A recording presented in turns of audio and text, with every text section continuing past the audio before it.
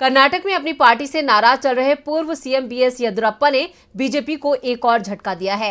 येदियुरप्पा ने चुनाव न लड़ने का ऐलान किया है। येदियुरप्पा के इस ऐलान से कर्नाटक बीजेपी में हलचल मच गई है। तो आखिर कर्नाटक में बीजेपी के सबसे बड़े नेता ने क्यों चुनाव लड़ने से किया इनकार, देखते हैं ये रिपोर्ट। कर्नाटक बीजेपी में गुटबाजी को लेकर पार्टी हाईकमान पहले से ही परेशान दिख रहा है।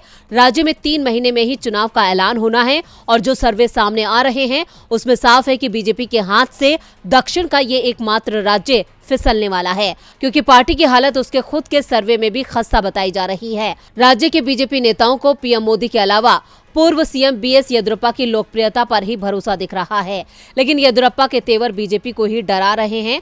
हाल ही में पीएम मोदी, गृह मंत्री अमित शाह और बीजेपी अध्यक्ष जेपी नड्डा के कर्नाटक में कार्यक्रम हुए, लेकिन येदियुरप्पा किसी भी कार्यक्रम में नहीं पहुंचे। उत्तरी कर्नाटक में पिछले हफ्ते अमित शाह के कार्यक्रम में जरूर येदियुरप्पा दिखाई दिए, लेकिन कर्नाटक के पूर्व सीएम ने ये संकेत भी दे दिए कि बसवराज बोम्मई के कामकाज से वो खुश नहीं हैं और अब येदियुरप्पा ने चुनाव न लड़ने का ऐलान कर दिया है। दरअसल संकेत दिए जा रहे हैं कि बीजेपी येदियुरप्पा को 2024 में लोकसभा चुनाव लड़ा सकती है, लेकिन येदियुरप्पा ने चुनावी राजनीति से ही संन्यास लेने का ऐलान कर बीजेपी को बड़ा झटका दिया है। येदियुरप्पा ने साफ कर दिया है कि वो ना तो लोकसभा चुनाव लड़ेंगे और ना ही विधानसभा।